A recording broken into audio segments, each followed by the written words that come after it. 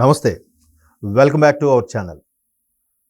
TDP MLA Kolikapudi వారి వ్యవహారం ఎవ్వరికీ అంతుపట్టడం లేదు. అంటే బేసిక్‌గా కొలిక్పూడి వారు చాలా ముక్కుసూటి మనిషి, ఓపెన్‌గా మాట్లాడతారు అని అనుకున్నారు. తర్వాత కొన్ని రకాల సమస్యలు తెర మీదకొచ్చాయి. ఎలాంటి సమస్యలంటే, ఇదే కొలిక్పూడి వారు సొంత పార్టీ నేత మీద, సొంత పార్టీ ఎంపీ మీదే ఆరోపణలు చేశారు. మేబీ జనరల్‌గా ఎక్కడైనా పదవుల వ్యవహారంలో కానీ, ఆధిపత్య వ్యవహారంలో కానీ ఒకరి మీద ఒకరికి ముందు కోల్డ్ వార్‌గా స్టార్ట్ అవుతుంది. తర్వాత అది చినికి గాలివాన అయ్యే పరిస్థితి వస్తుంది. ఆ తర్వాత ఎలక్షన్స్ ముందో, ఎలక్షన్స్ తర్వాతో పార్టీ ఫిరాయింపులు, రెబల్స్‌గా మారడం అన్నీ జరుగుతుంటాయి. అది సర్వసాధారణం.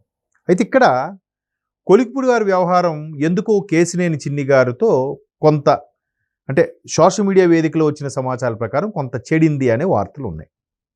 అంటే రాష్ట్ర వ్యాప్తంగా ఉండే రాజకీయాల్లో ఒక ఎత్తు అయితే, విజయవాడ రాజకీయాలు ఎప్పుడు కూడా పెద్దపీట వేస్తాయి రాజకీయాలకి. అది అందరికీ తెలిసిందే. ఎందుకంటే ఎవరెక్కడి నుంచి వచ్చినా ఎక్కువగా మంది ముఖ్యమంత్రులు కానీ, ఎక్కువ మంది పవర్ఫుల్ లీడర్లు కృష్ణా జిల్లా నుంచి వచ్చారు. అంటే ఇప్పటి కృష్ణా కాదు, ఒకప్పటి ఉమ్మడి కృష్ణా జిల్లా నుంచి.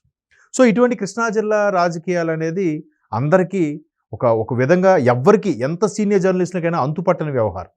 అయితే ఇక్కడ కొలిక్పూడి వారి తిరువూరుకు సంబంధించి ఏదైతే ఉందో, ఆ తిరువూరు ఏ పరిధిలోకి వస్తుందో వచ్చే విజయవాడ ఎంపీ అయిన కేశినేని చిన్ని గారి వ్యవహారం మీద బాహాటంగానే బయటికి కొన్ని విమర్శలు చేశారు.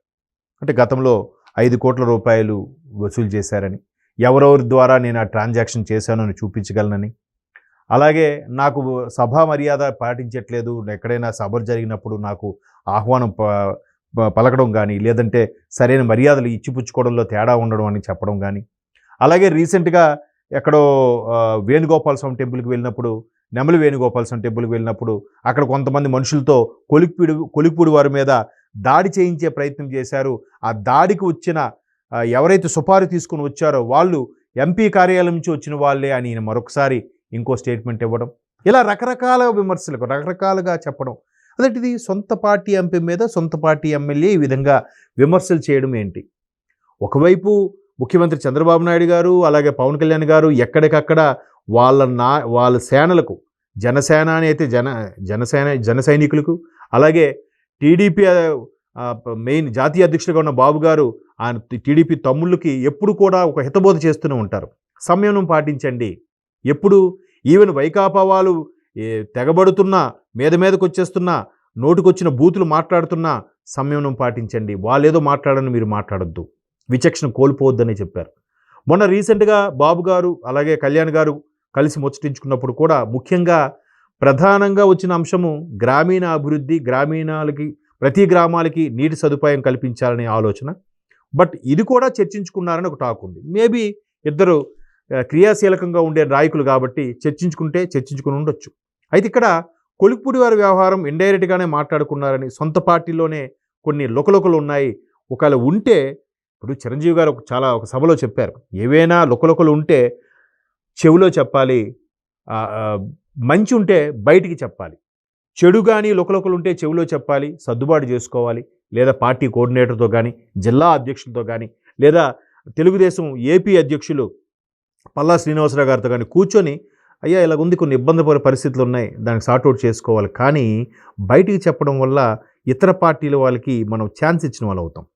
అది అందరికీ తెలిసిన విషయమే. ఒక ప్రజాప్రతినిధిగా ఎన్నుకోయాడంటే ఆయన ఖచ్చితంగా ఎంతో మంది ఇబ్బందులు, ఎన్నో హడ్డిల్స్, ఎన్నో రాజకీయ మలుపులు అవన్నీ చవి చూసే ఈ స్టేజ్కి వచ్చే ఉంటాడు. మరి అటువంటి ఆయన ఎవరితో ఎలా మాట్లాడాలి, ఎవరితో ఎంతవరకు ఉండాలి, ఎవరు వెన్నుపోటు పొడుస్తారు, ఎవరు నవ్వుతూ మనకు పరిహరిస్తారు, ఎవరు నవ్వుతూనే విషం కక్కుతారు అనేది ఎప్పటికీ అర్థమై ఉంటుందిగా.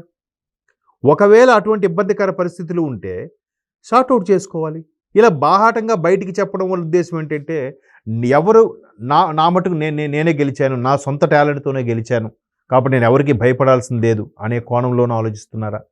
లేదా ఈ వ్యవహారం ఏదో ఒకటి కొంతమంది ఎలా ఆలోచిస్తారంటే, వాళ్ళ పరపతి పెంచుకోవడానికి ఎదుటి వ్యక్తిని డామినేట్ చేయాలని చూస్తారు.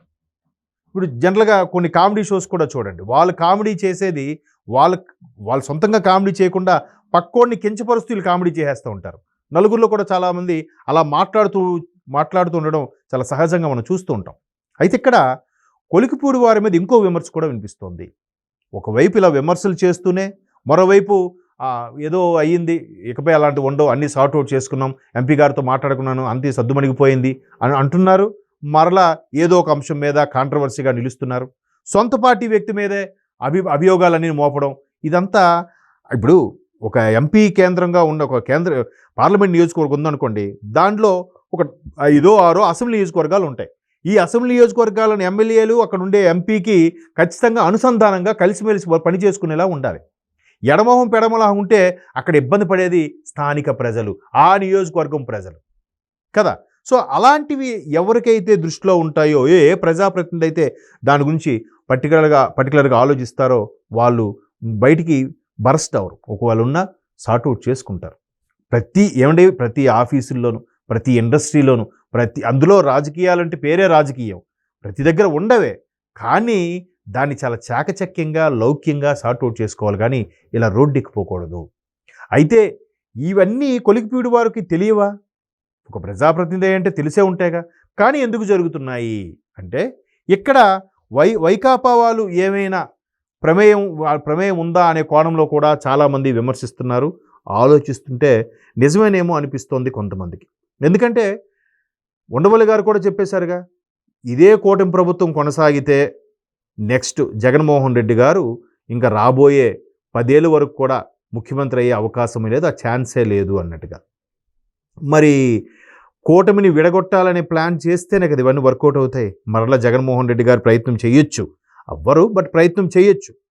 సో దీని మీద కొంతమంది వైసీపీ కోవట్లు టీడీపీలో కూడా ఉన్నారనే వార్తలు వినిపిస్తున్న నేపథ్యంలో, ఒకవేళ ఆ కోవట్లలో లేదా వైకాపా వాళ్ళు చూజ్ చేసుకున్న నాయకుల్లో ఈయన కూడా ఉన్నారా అనే ప్రశ్నలు అయితే ఉత్పన్నమవుతున్నాయి.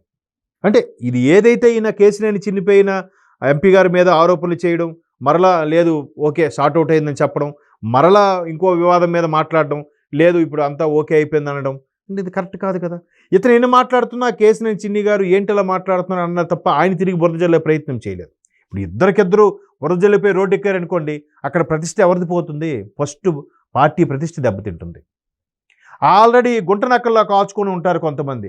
ఎవడు చినికి టీ కప్పులో తుఫాన్ అంటారు చూసారా, అలాగే చిన్న సమస్య వచ్చినా దీన్ని పెద్ద రాద్ధాంతం చేద్దామా, అసలు విషయాన్ని డైవర్ట్ చేసి పక్కతో పట్టిద్దామని చూసేవాళ్ళు చాలామంది ఉంటారుగా. చాలామంది అంటే ఎవరో కాదు, వైకాపా వాళ్ళు. ఎందుకంటే అక్కడ టీడీపీ, జనసేన, బీజేపీ కూటమిగా వెళ్తున్నాయి కాబట్టి, ఆ ప్రభుత్వం కూడా అభివృద్ధి పదంలో ముందుకెళ్తుంది కాబట్టి, మొన్న రీసెంట్గా వచ్చిన సర్వేలో కూడా టీడీపీకి, జనసేనకి ఎక్కువ మార్కులు పడ్డాయి కాబట్టి, అది వారవలేరు. ఎవరు వారవలేరు చూసి? వైకాపా వాళ్ళు వారవలేరు. మేబీ వాళ్ళు ఉపయోగించుకునే కోవట్లో ఈయన కూడా ఉన్నారా అనే సందేహాలు వెల్లువెత్తున్నాయి. చూద్దాం. మరొక వివాదంపై మరలా కొలికిపూడి వారు తెర మీదకి వస్తే ఇది నిజమేనేమో నమ్ముదాం, లేదంటే ఎక్కడికి సద్దుమణిగిపోయింది అని మనం భావించవచ్చు. అది.